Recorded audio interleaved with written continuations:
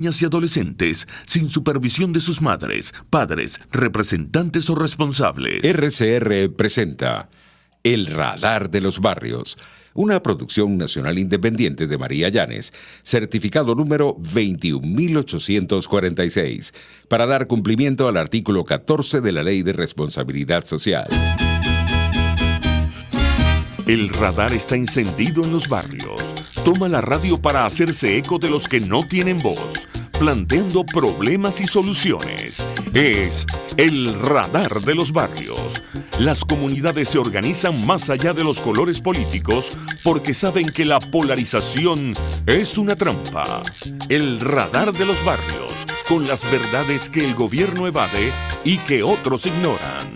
Comienza el radar de los barrios con Evelyn Martínez y los voceros de las comunidades del país. Que la calle no calle, el barrio está en la calle reclamando sus derechos. Que la calle no calle, la calle es la esperanza que alimenta nuestro empeño. Buenos días, Caracas. Bienvenidos a una nueva emisión de su programa Radar de los Barrios por RCR. Así que en nombre de esta gran familia y el mío propio te damos la más cordial bienvenida. Recibe un cordial abrazo, un afectuoso saludo, siempre con la fe puesta en Dios. Recuerda, calma en tu vida, paz en tu alma y amor en tu corazón. Iniciamos este programa pues de la mano de Dios. Como siempre vamos a tratar los problemas comunitarios, que para eso se creó el Radar de los Barrios. Son muchísimas las cosas que hay que conversar. Sin embargo, hay un tema nacional que nos tiene también atentos. Y es que hace días atrás escuchamos al presidente de la República y al ministro de Educación decir que las clases se retomaban a partir del 16 de septiembre.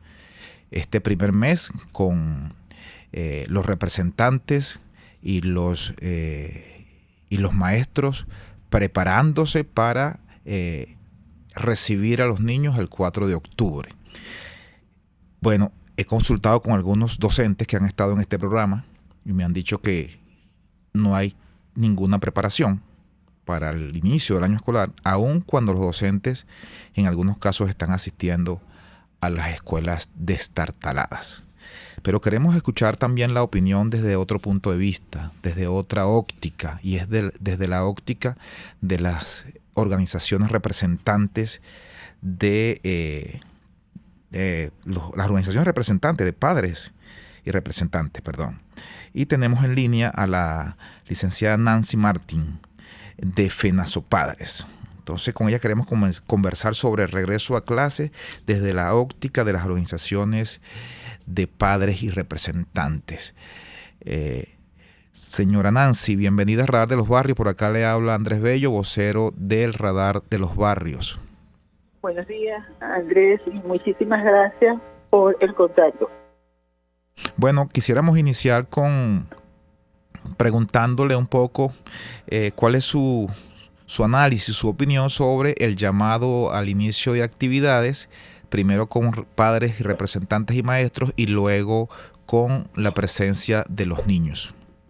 Bueno, en primer lugar, nosotros queremos reafirmar nuestra exigencia de que la clase, el hecho educativo, es un acto absolutamente presencial. Cualquier día que se pierda de clase, que no asiste el docente o que no asiste el niño, el estudiante, es un día que no se puede recuperar. Cada día es distinto a otro. Tenemos ya un año y 2 lapsos y medio del año pasado escolar sin presencialidad en las aulas de clase. Ahora bien, el tema de la pandemia nos agrava mucho más la situación de la escuela venezolana, que ya de por sí venía en un franco deterioro desde hace más de 10 años. Yo diría que en este caso pudiéramos hablar de casi 2 décadas, porque lo recibido por los administradores del Estado en el año 99 tiene hoy, durante más de 20 años, una cara totalmente distinta. Siempre ha habido reclamos sobre la calidad de la educación, siempre ha habido reclamos sobre la infraestructura escolar, siempre ha habido reclamos sobre las medidas coercitivas para la participación ciudadana en la escuela de padres y representantes. Sin embargo, hoy esa situación es mucho, mucho más grave. Regresar a clases sí, como nosotros señalamos, pero con garantías plenas. En este momento no se sabe cuál es el porcentaje de docentes vacunados, por supuesto mucho menos de los trabajadores asociados a los procesos de hecho educativo, como los trabajadores administrativos, las madres procesadoras, los trabajadores de mantenimiento de la escuela, de vigilancia en los escasísimos casos que los hay, y los propios alumnos y las familias de estos alumnos, de estos estudiantes. Nosotros propusimos en abril de 2020, como recién comenzada la suspensión de clases presenciales, que a partir de esa no presencialidad se aprovechara el tiempo para que cada escuela, cada comunidad educativa enviase al Ministerio de Educación un informe pormenorizado de su inventario de necesidades, de su diagnóstico, de lo que requería para poder con el tiempo hacer una planificación, establecer prioridades y programar la atención, en primer lugar, a la planta física, en segundo lugar, la dotación de las propias escuelas, en tercer lugar, la atención al estudiante y en cuarto lugar, pero no por eso menos importante, las condiciones de trabajo y la remuneración de los docentes. Eso pudo hacerse si realmente hubiera habido intención de meterle mano a la educación desde abril de 2020. A año y medio, más de año y medio de la pandemia, no hay ninguna información al respecto. Lo que hay son unos anuncios, como siempre decimos nosotros, los voceros ministeriales y el señor Nicolás Maduro siempre hablan en perfecto futuro. Vamos a hacer esto, esperamos tal cosa. No, hay que hacer. Usted tiene que rendir cuenta de lo que ha hecho o no ha hecho en este año y medio en materia educativa. Salvo 3 ministros que han pasado en este año y medio, el titular en ese momento, el profesor Alceo Listuri, luego el profesor Piñati y ahora la profesora Tantaella, y nadie dice nada de la situación de la escuela venezolana. Como padres estamos sumamente preocupados, porque además con esos anuncios se siembran falsas expectativas, pero además hay temores reales sobre las posibilidades de contagio de ese niño, que además está en el 80% de los casos de las escuelas oficiales en muy pobres condiciones de alimentación y de nutrición, porque tampoco funciona el programa de alimentación escolar. Estamos conversando con la señora Nancy Martín de FENASOPAR. Estamos hablando del regreso a clases. Si bien comprendemos que usted, al igual que yo, que soy docente, estoy de acuerdo con las clases presenciales, creo que es insustituible. También percibo que en las condiciones que están los planteles, porque no se le hizo el mantenimiento y la adecuación a tiempo, la falta de dotación impide que se comiencen unas clases con calidad, como debería ser, como merecen nuestros estudiantes. ¿Es así? Es así, es mucho más grave, porque el Estado venezolano, a través del Ministerio de Educación, lo que ha hecho permanentemente, no el año pasado, desde hace muchos años atrás, ha querido trasladar sus responsabilidades a la familia y a los docentes. No es posible que en una escuela oficial, para poder inscribir o reinscribir al estudiante, su familia, su papá, su mamá, tenga que aportar productos de limpieza, productos de alimentación, porque el PAE no viene completo, o en muchos casos, aportes en efectivo, y muchas veces en divisas extranjeras, para garantizar la compra de datos de los docentes, que tampoco ganan, como para poder asumir esos costos que debería hacerlo el Estado. No hay equipos, no hay conectividad, ni en escuela ni en la casa. No hay electricidad, no hay agua. Aquí en Caracas, por ejemplo, te puedo hablar de 2 escuelas emblemáticas. La Experimental Venezuela tiene más de 20 años con el sistema hidroneumático dañado y no hay agua en ese plantel.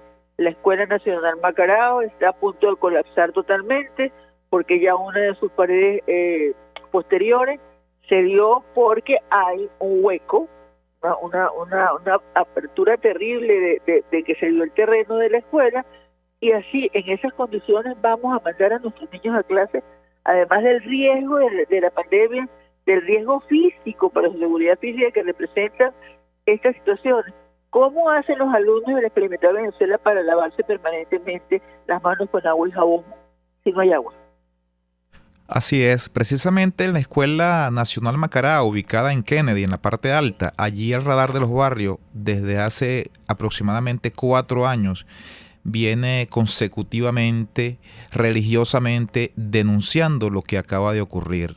Esa abertura en la parte de atrás, cuando estaba muy pequeña, nosotros hicimos el alerta, porque eso se comunica con el barrio Nueva China y toda esa tierra cae en el CEFAR, que es el centro de salud que está en la parte de abajo.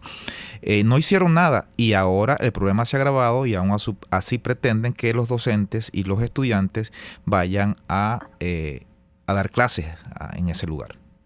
Es que además la situación no es solamente en Caracas, que generalmente nosotros insistimos en que no puede verse el problema educativo desde la óptica caraqueña, pero ya en Caracas la situación ha alcanzado niveles que hace muchísimo rato están padeciendo en la provincia venezolana, donde no hay servicio de electricidad, no hay conectividad, no hay transporte, el problema del combustible es terrible. ¿Cómo se garantiza el traslado de docentes y estudiantes a sus planteles si realmente no hay cómo llegar allí?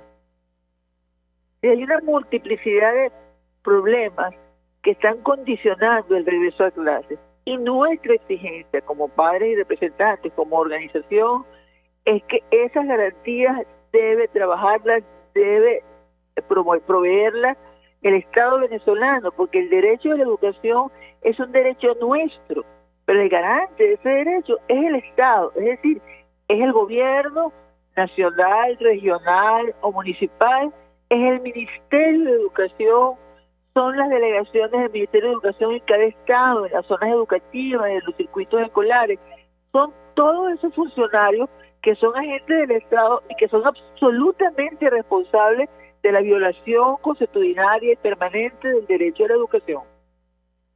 Es una nueva pregunta. Desde su óptica, los padres y representantes, a pesar de todas estas condiciones adversas que nos está planteando y que son ciertas, ¿van a enviar a sus hijos a clase el próximo 4 de octubre?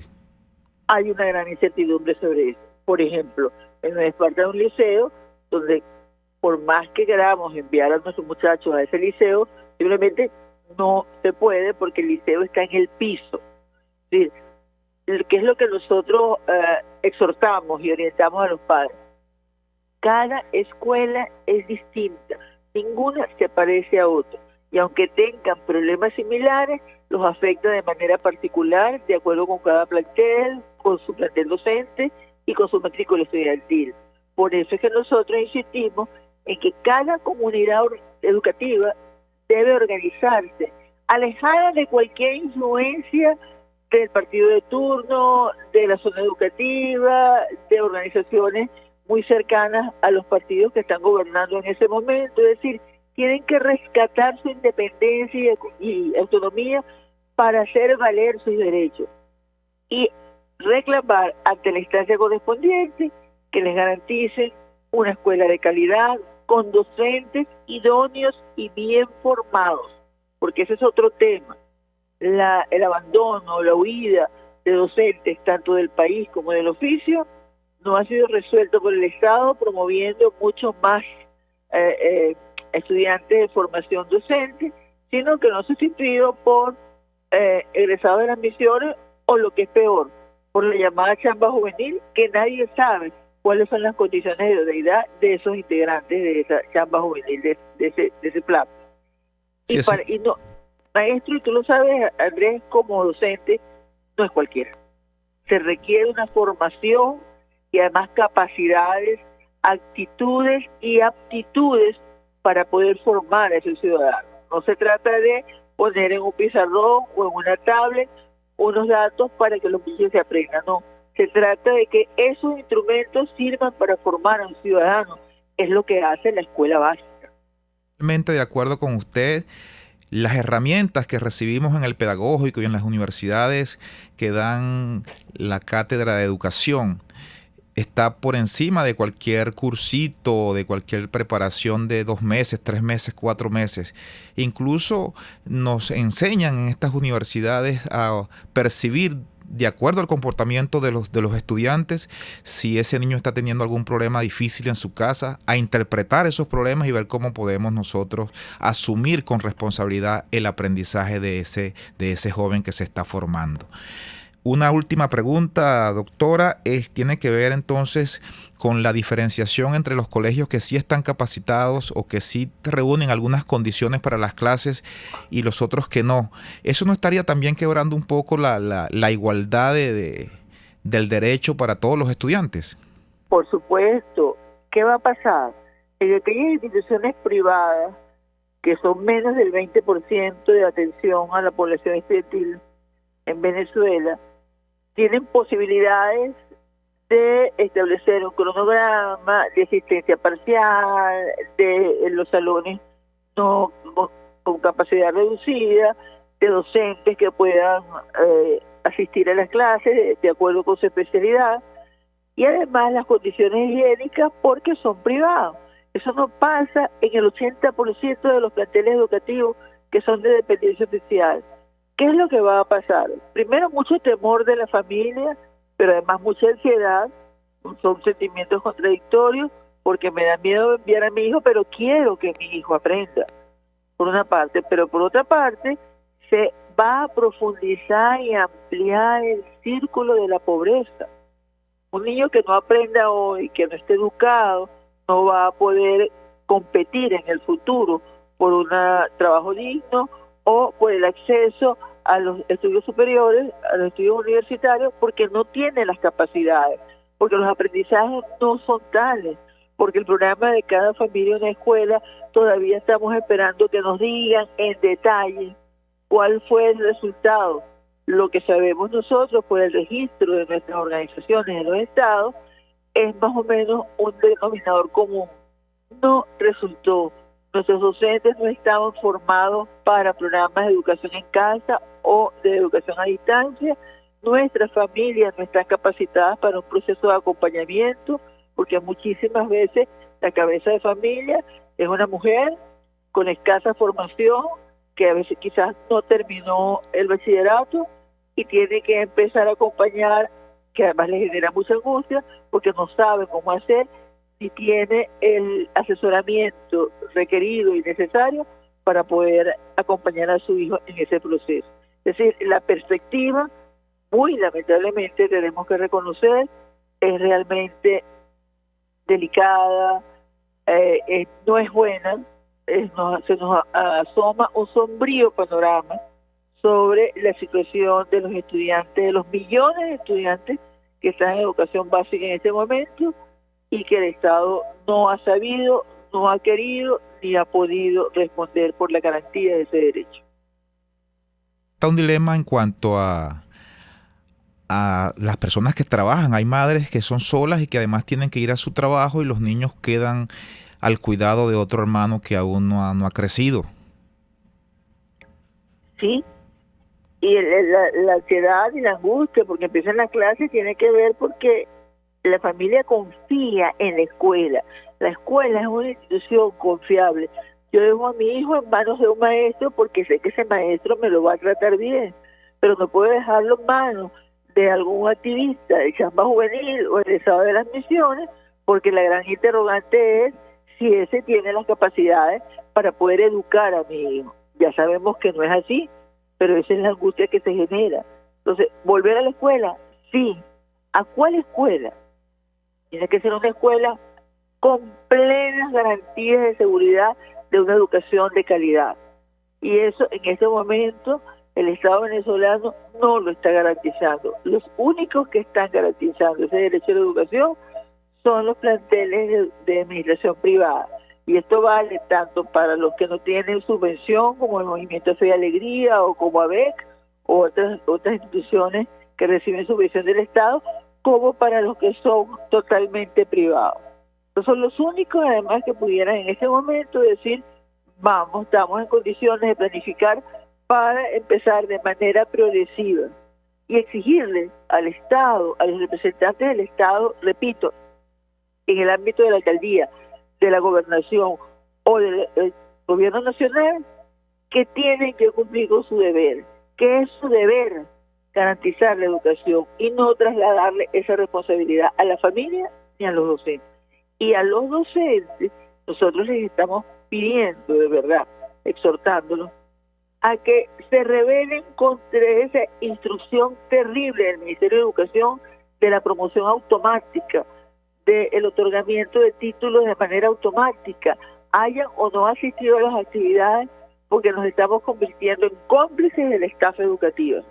Así es, le queremos agradecer a la señora Nancy Martín de FENASO Padres por su tiempo, por su participación y por también darnos luces sobre cuál debería ser el rumbo de la educación venezolana. Muchas gracias. Gracias a ustedes, Andrés. Bueno, era la señora Nancy Martín. Nos vamos a nuestra primera pausa.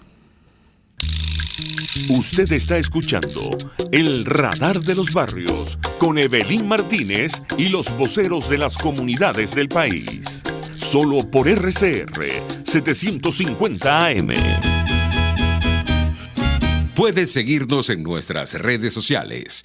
En Twitter, @RCR750, la radio que se ve. Y ahora quiero hablarte de Comercializadora Prada. Y ya de solo nombrarlo se me hace agua la boca, porque Comercializadora Prada son los más frescos quesos y embutidos que te llevan a tu casa. Todos los quesos, todos los embutidos. Y como cuentan con proveedores exclusivos, te resulta mucho más económico. Llámalos ya, 0424-134-6035, en Instagram wprada.ve. Comercializadora Prada, todo en quesos y embutidos con la mejor relación precio-sabor. Moisés Naim en Efecto Naim. Hola, soy Moisés Naim desde Washington. Conéctese a rcr.tv. También nos puede seguir por @Efecto Naim en Twitter. Y estamos en Facebook y en Instagram. Y no olvide que puede disfrutar todos los contenidos del programa cuando usted quiera, suscribiéndose a nuestro canal de YouTube. Nos vemos en la radio. Los miércoles y viernes a las 7 de la noche. Solo por RCR 750 AM. Ante el agobio diario, siempre se agradece una pausa. De lunes a viernes, Verónica Oliveros te trae un cafecito para el alma en Sin Estrés, la revista radial de Radio Caracas Radio, con música, cultura, salud, emprendimiento, terapia, astrología y más. Cada tarde a las 3 nos ponemos en modo Sin Estrés por RCR, la radio que se ve. RCR 750 AM, porque lo bueno une. Una tribuna para exponer los problemas de su comunidad. El Radar de los Barrios, con Evelyn Martínez y los voceros de las comunidades del país. Solo por RCR 750 AM. Regresamos a Radar de los Barrios. Vamos a hacerlo ahora con nuestro invitado acá en el estudio, el señor José de Jesús Alberto Rubio Castro, habitante de la parroquia La Vega y además líder comunitario y social que siempre anda enviando sus quejas, sus reclamos y sus propuestas por las redes sociales. Por ahí lo podemos ver en las redes sociales enviando su propuesta. JJ Rubio, ¿no? Sí. En Twitter. Enviando sus propuestas, enviando sus quejas, sus reclamos a los gobiernos tanto nacional como regional y municipal. La Vega ha sido noticia en los últimos días. Quisiéramos que fueran noticias buenas, noticias de eventos deportivos, eventos culturales, se nos ganamos algún premio, ganamos las Olimpiadas Matemáticas, los colegios se están reuniendo, pero no, han sido noticias drásticas, feas. Y para eso tenemos a Alberto para que nos comente un poco qué está pasando en La Vega y cuáles son esas noticias que él está publicando todos los días. Alberto, bienvenido a Radar de los Barrios. Muchas gracias, Andrés, por la invitación a este prestigioso programa, esta radio. Y bueno, lastimosamente lo único incómodo que hay es de resaltar son malas noticias, porque me precedió la profesora, la señora de la Asociación de Padres y Representantes, que me vi de forma presencial cómo a estas alturas del partido, cuando se van a reiniciar las clases, ahorita es cuando se acuerdan de desmalezar los planteles, de medio pintar, o sea, echarle una pintadita a una pared exterior, porque del resto es lo único que se pudo palpar. Y da mucha tristeza, porque uno dice, cónchale, con tanto dinero, con tantos recursos que cuenta el Estado, y cómo es posible que a estas alturas del partido es que van a echar una pinturita de cortar una maleza, cuando, bueno, hasta árboles casi cayéndose de las instituciones y ni siquiera han hecho nada al respecto. Con la otra cosa que nosotros, por ejemplo, en La Vega, nosotros estamos desasistidos de todos.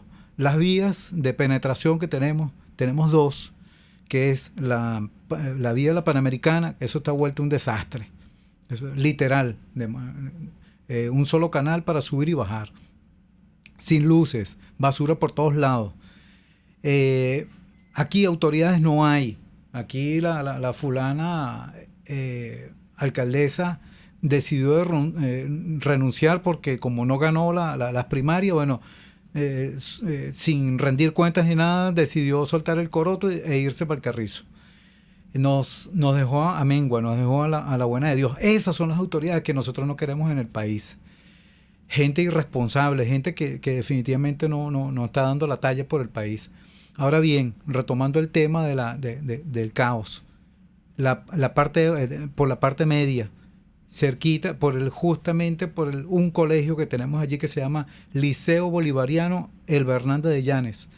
Echaron una capita de asfalto porque venía la vicepresidenta cuando el tema del coqui para la parte alta de La Vega, las torres.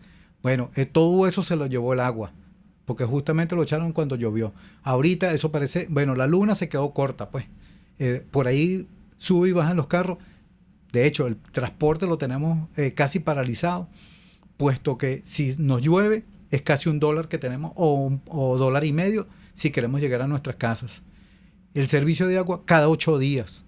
Y peor ahorita cuando falló el TUI 3, que entonces, bueno, hoy nos toca, por cierto, el servicio de agua. Vamos a rogarle a Dios que se conduelan estos señores que están allí, o los militares que están allí, porque ahorita pareciera que Venezuela es un cuartel, porque ahorita el que uno menos cree es militar, y entonces es el que está mandando aquí, porque son los únicos que saben como que otras cosas menos dirigir el país.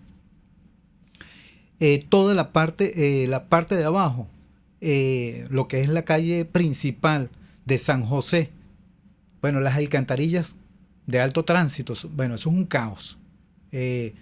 La primerita, que es en toda la entrada de donde está la panadería principal que está allí, bueno, eso es un caos. En el bulevar hay 2 alcantarillas. Bueno, cada vez que llueve son lagunas, porque echaron el pavimento y pareciera que lo hubiesen echado pavimento inclusive a las alcantarillas, sin destaparlas, sin nada. Eso es un caos. Basura por todos lados. En lo que es la farmacia de los Paraparos, la antigua farmacia de los Paraparos, el botadero de basura, eso no lo recogen nunca. En la ferretería de los Paraparos, ahora no hay un botadero, porque aparte de que no hay contenedores, entonces ahora hay botaderos de basura y agua limpia, porque las tuberías también han colapsado. Simplemente no hay autoridad, no hay nadie. Consejos comunales están así como las autoridades del Estado, pues. Estamos conversando con Alberto Rubio de la parroquia La Vega. Ya han escuchado ustedes el mar de problemas que tiene la parroquia, y pareciera ser que Erika Farías, la alcaldesa renunciada, se fue con la cabulla en la pata y no dejó ni gestión, ni dinero, ni obras, ni personal, absolutamente nada. Dejó Caracas desolada. Un poco como las casas muertas, pues, con la diferencia de que la gente no se ha mudado, sigue aquí batallando, pero podría compararse con eso. Ahora bien, nos dicen que la candidata del PSUV, Carmen Meléndez, la vicealmiranta, me dicen que ya colocó toda su gente en la alcaldía de Caracas. Sí, que salió la otra, en la que renunció a Caracas, y vino la que renunció al estado Lara, la gobernación de Lara, a gobernar de una vez. Me dicen que Beatriz, que es la presidenta del consejo y ahora está asumiendo la alcaldía, está allí solamente para ocupar el cargo de acuerdo a la ley, pero la que manda es la comandante. Entonces la gestión de la comandanta, que va a durar poco, va a durar 2 meses nada más, ya comenzó mal porque no hemos visto los resultados de esa gestión. ¿O qué has visto tú en La Vega de esa gestión? No, absolutamente es tristeza, impotencia porque no hay ente donde uno recurrir, porque ni siquiera los consejos comunales, porque la gente todavía está, qué triste que la gente, a nosotros nos tocó vivir una experiencia incómoda que precisamente este mismo programa se asistió a la calle donde está el colegio Vinicio Adames por la falta de agua que habían trancado los vecinos, y yo fui el promotor de que llegaras tú, Andrés, allí con los micrófonos del radar de los barrios, y los gente del Consejo Comunal se negaron a salir porque podían perder los beneficios. Ahora bien, eso es así. Y curiosamente los vecinos fueron los que dijeron, aquí estamos nosotros presentes y cuenten con nosotros porque sí, aquí están pasando, bueno, y ahí se sumaron, y a ti te consta porque se sumaron los vecinos a decir las debilidades que tenían en la comunidad, y bueno, saltaron, ¿no? Gracias a Dios, saltaron vecinos que quisieron no apoyarnos, sino que manifestarse ante esa situación incómoda que le adolece la comunidad. Sí, bastante importante que menciones eso, porque en ese espacio se han dado grandes protestas. Primero por el hueco enorme que había allí, que por fin hubo alguien que se condolió y lo cerró bien, hizo bien el trabajo y hasta ahora ha funcionado. Tiene varios años que no se rompe. Pero recuerdo ahí a los vecinos Eduardo San, Aracelis, Junior, Miguel, Edilio, Rafael, que estuvieron allí y fueron los que frentearon el problema, porque el Consejo Comunal, que es la organización comunitaria que debería defender los derechos de la comunidad y denunciar, se escondió precisamente porque podía perder los beneficios. Esto de beneficios entre comillas, no sé qué tipo de beneficios, cuando no tienes agua, cuando no tienes luz, cuando te cortan la línea telefónica, cuando la vía es un desastre, cuando el transporte coloca un aviso hora cero porque no tiene vía por donde transitar, o sea, todo malo, y ellos aún se cuidan de un supuesto beneficio. Sí, sin duda alguna, que me dijo inclusive una persona cercana, si nosotros observamos, yo soy jefa territorial, y si yo observo a alguien distinto a nosotros, de inmediato tengo que notificarlo. ¿Notificarlo a dónde? Al Estado Mayor. O sea, esas personas están allí puestas exclusivamente para denunciar al que quiere decir la verdad en dónde se está fallando, dónde no se están haciendo las cosas. Maduro por ahí decía... Sin embargo, eso no ha funcionado, Alberto, porque la gente sigue denunciando igual. La gente sabe, está consciente de que el problema es superior a una denuncia, que eso tiene riesgos y tiene consecuencias, pero está como tú, pues que estás aquí denunciando hoy, que estás hablando las cosas como son y que sabes que tienes que subir a tu sector en la parroquia La Vega a hacer las cosas que siempre haces, a trabajar, a estar con tus niños, a vivir, a sobrevivir, a ver cómo te buscas el pan de cada día. Entonces, a esa gente que está allí valiente, es el llamado para que sigan de la misma forma defendiendo y protestando y exigiendo cada día sus derechos. La otra pregunta, Alberto, tiene que ver con el transporte. En estos días vimos que habían unos avisos de paro o de hora cero porque no habían arreglado la vía. ¿Eso se mantiene? ¿Tienes conocimiento de eso? ¿Persiste esa situación? Mira, yo inclusive regañé de manera literal a uno. Yo me lo paso conversando con muchos amigos de allí del transporte, porque son todos vecinos de la comunidad.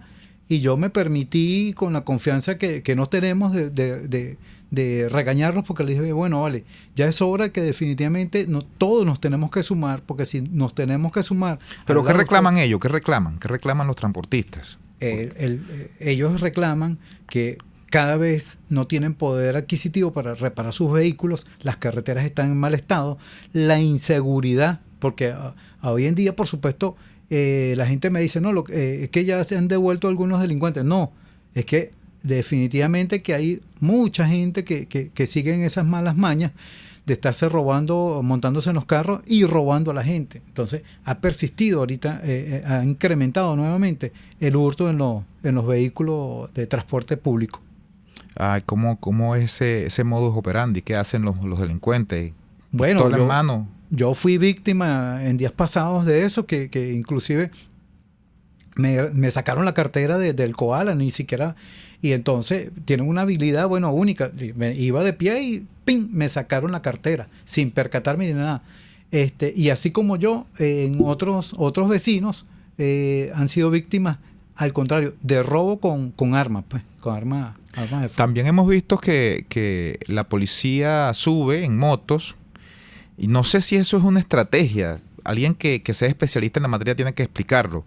Pero se paran en algún sitio un rato, colocan las motos allí, se toman 2 foticos, 3 foticos y arrancan, se van. No sé si la foto es lo que permite que el lampón, que el delincuente no robe, o si eso es para los jefes, o es para tenerla como recuerdo. Es lo que he visto. ¿Tú has visto eso en la parroquia La Vega? Curiosamente, donde nosotros vivimos, había un módulo policial, una comandancia, una subcomisaría, del 6CPC.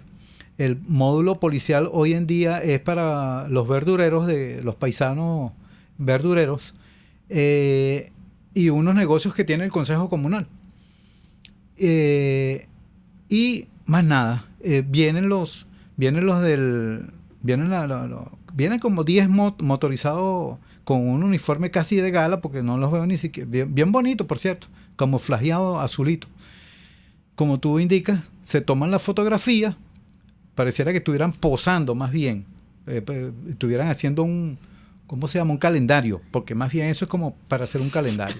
Se toman la selfie, se pudiera decir, hoy en día con esos teléfonos modernos, y como que se las mandan a los jefes, porque yo creo que tienen un cúmulo, unos archivos de fotografía, pues a ver quién será el más papeado, no sé, digo yo, porque... Bueno, el llamado entonces es a las autoridades para que cumplan con su deber y no solamente se tomen foticos para enviársela a los jefes y pasar el reporte de que estuvieron allí. De nada vale que esté allí 2 minutos, 1 minuto, cuando mucho, y después arrancas tu moto y te vas tranquilamente dejando la comunidad desguarnecida. Eso lo saben los delincuentes y por eso es que suceden estos asaltos en las camionetas. Algunos con una habilidad asombrosa para sacar las carteras de los bolsillos, los teléfonos de los koalas, y otros a punta de pistola. Eso se está viendo en la parroquia La Vega. Eso se puede evitar. Se puede evitar con prevención, con educación, con atención a la familia caraqueña y sobre todo recogiendo las armas y resguardándolas en el cabín de donde nunca debieron salir a la calle. Hemos llegado al final de nuestro programa. Agradecemos a Alberto Rubio por su participación. Agradecemos a la profesora Nancy Martín también por su participación. Y a todos ustedes que nos están escuchando. Trabajamos para ustedes en el día de hoy en la dirección general Jaime Nestares, en la gerencia de producción Wilix Arcaya, en la producción del sonido José Gregorio González, en la producción del programa Yelix Aonis, quien compuso para ustedes en el día de hoy, Andrés Bello. Esto fue Radar de los Barrios, detectando problemas, promoviendo soluciones.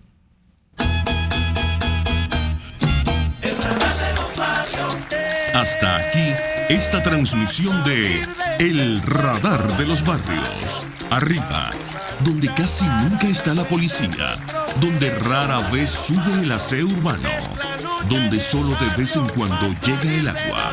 Allí sigue encendido el radar de los barrios, la tribuna de los que se atrevieron a construir soluciones, olvidándose del sectarismo político, porque todos somos venezolanos. RCR 750 AM.